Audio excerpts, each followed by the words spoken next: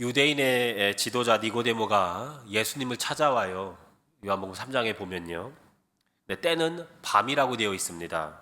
밤은 물리적 시간만을 나타내는 건 아니죠. 그의 영적인 상태를 우리에게 알려주는 거거든요. 그는 유대인의 지도자였습니다. 최고의 지도자였어요. 큰 선생이라고 불릴 만큼 훌륭한 지도자였죠. 존경받는 사내들은 회원이기도 했습니다. 그의 화려한 껍데기와는 달리 그의 내면은 한없이 초라했다는 것을 보여주는 것이 밤에 찾아왔다는 것을 의미합니다.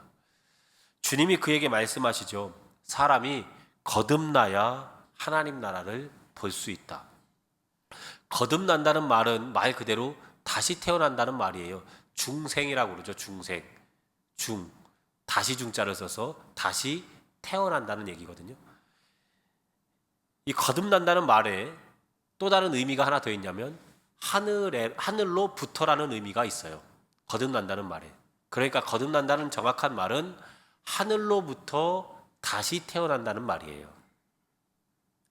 거듭나기 전, 하늘로부터 태어나기 전에는 나를 위해 살고 내 마음 가는 대로 살았습니다. 그런데 거듭나면, 하늘로부터 다시 태어나면 하늘의 눈, 하나님의 눈이 갖게 되고 하나님의 마음을 갖게 되고 하나님처럼 말하게 되고 하나님처럼 행동하고 하나님의 성품을 닮아가요. 그것이 거듭난 사람입니다. 그것이 하늘로부터 다시 태어난 사람들이에요. 이렇게 하나님의 성품에 잇대어 사는 삶을 뭐라 그러냐면 구원이라 그럽니다.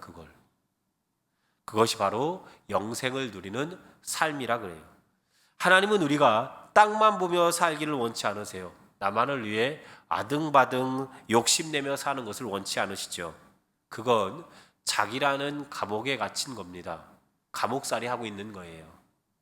살았으나 죄수처럼 살고 있는 거죠. 그건 저주입니다.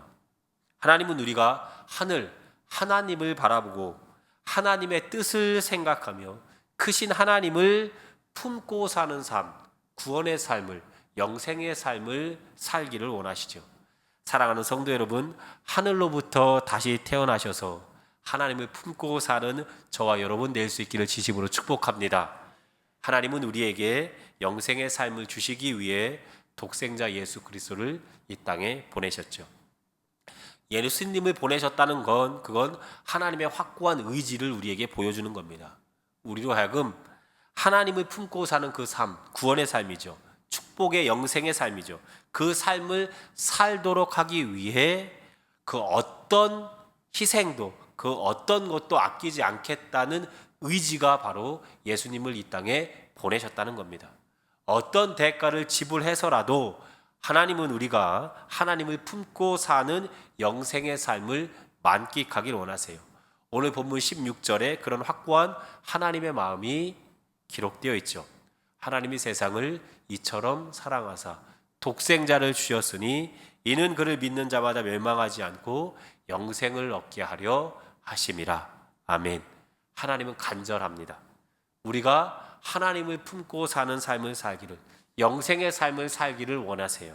그래서 독생자, 그 하나밖에 없는 아들도 아낌없이 내어 주셨단 말이죠.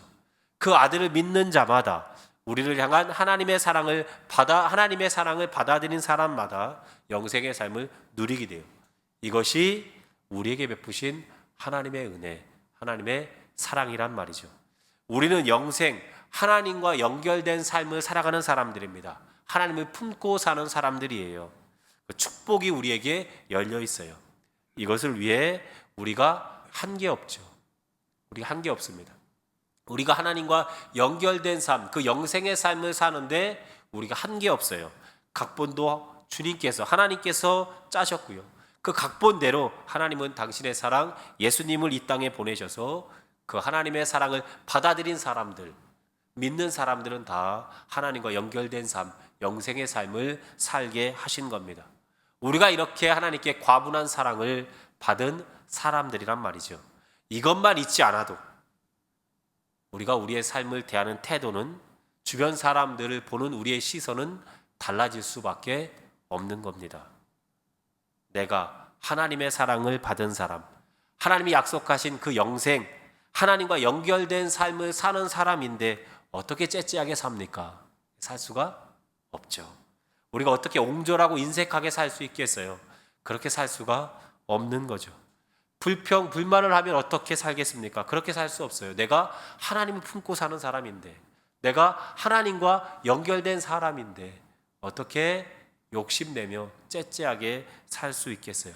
사랑하는 성도 여러분, 여러분은 영생을 소유한 사람이라는 것, 하나님을 품고 사는 사람이라는 것, 하늘과 연결된 사람이라는 것을 잊지 마시길 진심으로 축복합니다. 그래서 주님께서 그런 삶 살라고 예수님을 이 땅에 우리에게 보내주신 거예요.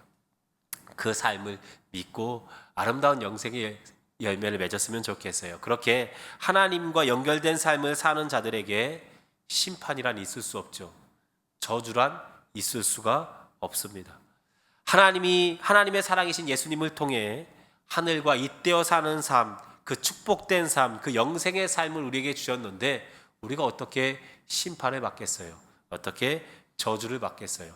그런데 그것을 거부한 사람들은 다르죠.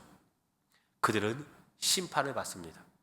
이 세상이 전부인 양, 이 땅의 것이 전부인 양, 이 세상의 논리가 전부인 양 사는 사람들, 그렇게 하나님과 연결된 삶을 거부한 사람들은 심판을 받습니다. 반드시 심판을 받아요. 오늘 본문에 보니까 18절 하반절을 보니까 그런 사람들은 이미 심판을 받았다 그래요. 이미 심판을 받은 겁니다. 하늘과 잇대어 살지 않고 땅의 것만 추구하며 사니 하늘의 기쁨, 하늘의 충만, 하늘이 주는 감사를 경험하지 못해요. 그 삶은 저주인 거죠. 사람들이 하나님의 사랑이신 예수님을 받아들이지 않는 이유가 뭘까요? 왜 사람들은 예수님을 거부하죠? 예수님을 받아들이면 하늘과 잇대는 삶을, 구원의 삶을, 영생의 삶을 살 수 있는데 왜 예수님을 거부할까요? 그분을 통해 하나님의 사랑을 받아들이면 축복의 삶이 열려 있는데 말입니다. 왜 그럴까? 19절 이하에 그것에 대한 설명이 나와 있습니다. 사람들이 자기 행위가 악함으로 빛보다 어둠을 더 사랑한다 했습니다. 20절에 악을 행하는 자마다 빛을 미워하여 빛으로 오지 아니하나니 이는 그 행위가 드러날까 함이요. 땅만 바라보고 땅의 것만 추구하는 사람, 하나님의 사랑을 통해 우리에게 베풀어 주신 영생의 삶을 싫어하는 사람들은 빛이신 주님께 나오는 걸 거부합니다. 그걸 꺼려해요. 왜냐하면 자기의 죄가 드러날까 봐 그것을 꺼려하는 겁니다. 그래서 어둠에 있기를 원하는 거예요. 어둠에 있어야 나의 죄를 감출 수가 있거든요. 밝은 곳에 가면 자기의 죄가 드러날까 봐 두려워요. 그래서 주님 앞에 나아가는 것을 거부하는 거죠. 반면 주님을 받아들인 사람들, 우리들이죠. 우리들은 빛으로 나갑니다. 왜냐하면 우린 부끄러울 게 없거든요. 우린 부끄러울 게 없습니다. 우린 빛의 자녀들이고 하나님의 백성들이고 주님을 받아들인 사람들이니 우리는 부끄러울 게 없어요. 21절입니다. 진리를 따르는 자는 빛으로 오나니 이는 그 행위가 하나님 안에서 행한 것임을 나타내려 함이니라 하시니라. 아멘. 하나님의 마음을 품고 사는데, 하나님의 뜻을 이루며 살고자 하는데, 하나님을 닮으려 살고자 하는데 부끄러울 것이 뭐가 있습니까? 없죠. 당당해요. 우리는 당당한 사람들입니다. 사랑하는 성도 여러분, 우리는 우리의 죄가 드러날까 봐 어둠에 숨는 자들이 아닙니다. 우리는 떳떳해요. 우리는 당당합니다. 하나님을 품고 사는데 왜 우리가 기죽습니까? 왜 움츠려요?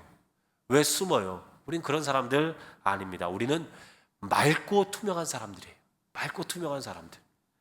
빛을 사랑하는 사람들이죠. 부끄러울 것 없는 사람들입니다. 영생의 삶, 하나님과 연결된 삶, 하나님의 마음을 품고 사는 사람들은 당당해요. 자유롭습니다. 진리를 알지니 진리가 너희를 자유케 하리라. 오늘 하루도 영생을 소유한 자답게 어둠에 숨지 마시고 빛 가운데 당당하게 살아가시는 저와 여러분 될 수 있기를 진심으로 축복합니다.